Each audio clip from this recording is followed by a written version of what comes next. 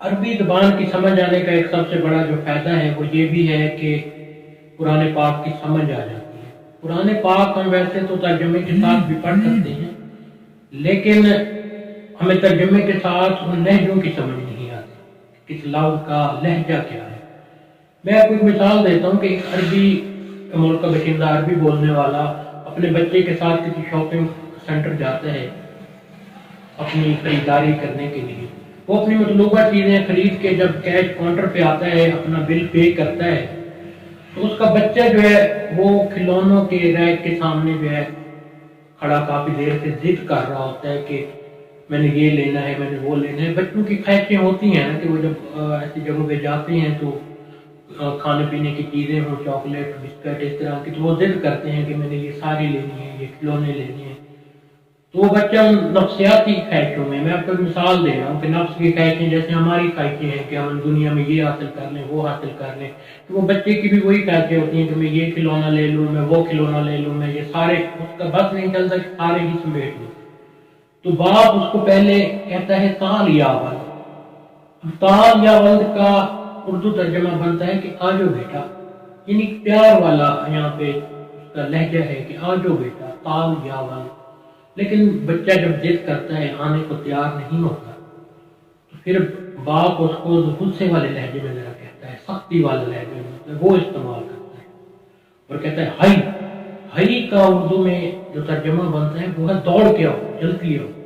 High سختی والا لہجہ، جیسے ہم نے کسی کو ایمرجنسی میں بلانا ہو تو ہم کہتے ہیں جلدی آؤ، وہ سختی والا لہجہ ہوتا ہے کہ ایمرجنسی فوراً، یعنی کہ اس کے بعد کوئی گنجائش نہیں ہے۔ تال کے بعد گنجائش ہے، تال کا مطلب ہے آ جاؤ، آ جاؤ کا مطلب ہے کہ آ جاؤ، آرام سے آ جاؤ، تھوڑا تسلی سے آ جاؤ۔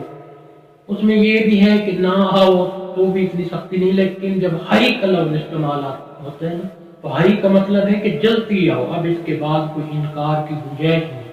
اچھا، اب اس صورت میں یا اگر بچہ انکار کرے گا یا تو ادھر ہی پٹے گا، مار کھائے گا، مار کھا کے جائے گا، یا پھر والد اس کو چھوڑ کے ادھر ہی چلا جائے گا، باہر گاڑی میں بیٹھ کے اس کا انتظار کرے گا کہ آنا تو اس نے ادھر ہی ہے، تو جب یہ آئے گا تو میں پھر اس کا پتہ کروں گا۔ آپ نے غور کیا کہ اذان میں استعمال ہوتا ہے لفظ حی، حی علی الصلاۃ، حی علی الفلاح، آؤ نماز کی طرف، آؤ کامیابی کی طرف۔ یہ لہجہ سختی والا لہجہ ہے، اس لہجے میں کے بعد کوئی گنجائش بچتی ہی نہیں انکار کی۔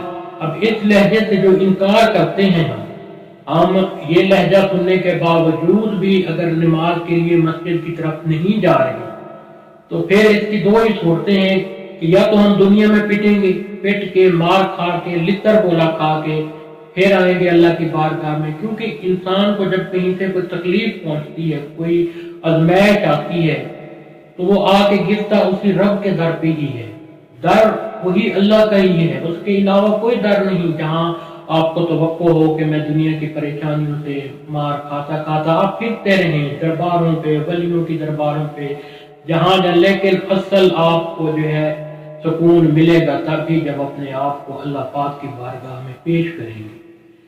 آپ ٹینشن کی گولیاں کھا لو، آپ بلڈ پریشر کی میڈیسن جتنی مرضی یوز کر لو، سکون کی گولیاں کھا لو، لیکن سکون نہیں ملنا۔ سکون ملنا ہے اللہ کی یاد میں، جب اپنے آپ کو اللہ کی بارگاہ میں ہم پیش کریں گے، اللہ کی بارگاہ میں آئیں گے تو پھر ہی ہمیں سکون ملے گا۔ اب مار کھا کے آنا ہے یہ ہماری مرضی، یہ ہم پہ ڈیپینڈ ہے کہ مار کھا کے اس بارگاہ میں جانا ہے، اس اللہ کے پاس جانا ہے، یا پھر اس کے بلانے پر ہی ہم نے لبیک کہتے ہوئے مسجد کی طرف چلے جانا ہے۔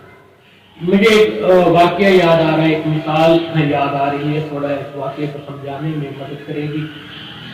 ایک ماں کا بیٹا نافرمان ہو گیا، وہ اپنی ماں کی عزت نہیں کرتا تھا، ماں کا کہنا نہیں مانتا تھا، ماں سے سختی سے پیش آتا تھا، یا مار کٹائی کہہ لیں، جو بھی بدتمیزی کرتا تھا۔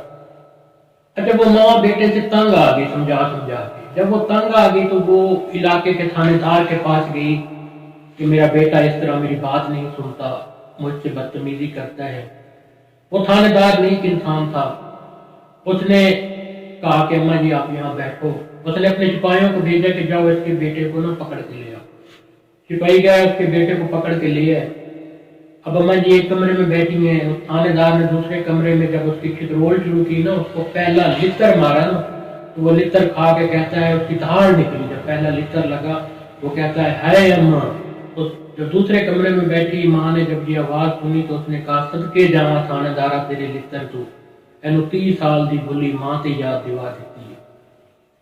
ये जो लितर लगते हैं ना हमें दुनिया में, जब तकलीफें आती हैं, परेशानियां आती हैं, फिर हमें अल्लाह याद आता है, फिर हम जाते भी उसी बारगाह में।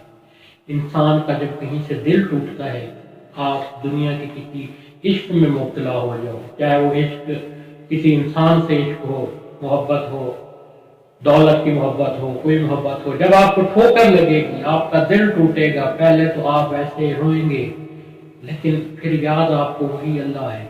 बाज़ औक़ात ऐसे भी लोग होते हैं जिनकी दुनियावी इश्क में दिल टूटते हैं, वो रोता है, वो रोता तो अपने महबूब के लिए रो रहा होता है, लेकिन पाँव वो अपने रब को लेता है, फिर अल्लाह उसके दिल में आ जाता है।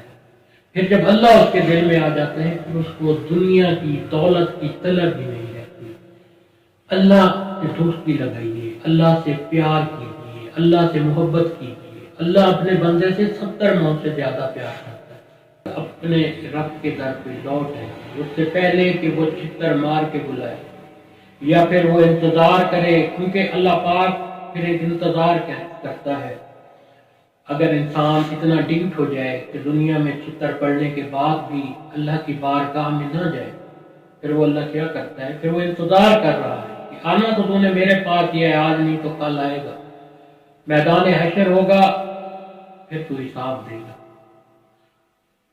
तो दुनिया में तो चलो भाग ले, ना जा, मस्जिद से दूर भाग जा, लेकिन कब्र में जाने से तो नहीं बच सकेगा। या उसकी भी कोई सूरत है तो निकाल ले आओ, वो सूरत हाल ले आओ कि हाँ मैंने नहीं मरना। जब इजराइल आएगा, जब मौत का फरिश्ता आएगा, तो मैं कलाशन कोप तान लूंगा, मैं रिवाल्वर निकाल लूंगा कि मुझे नहीं मरना। मैं, क्योंकि मैं मलिक हूं ना, मैं चौधरी हूं, मैं खान हूं, मैं तो वडेरा हूं, या मैं सैयद हूं, मैं पीर हूं, मैं कैसे मर सकता हूं? मैं तो इजराइल के सामने डट जाऊंगा कि मैंने नहीं मरना। क्या है कोई ऐसी सूरत हाल? अपने दिल से ना बैठ के सोचिए, इन बातों पे गौर किया कीजिए जरा कि क्या ऐसी सूरत हाल है कि मैं मौत से बच सकता हूँ? कभी नहीं बच सकता।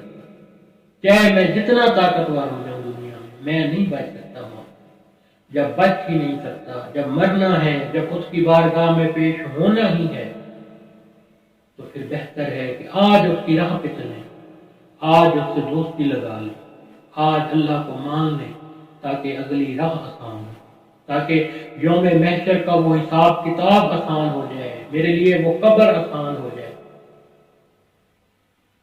अल्लाह पाक हम सबको अमल करने की तौफीक अता फरमाए। वमा अलैना इल्लल बलाग।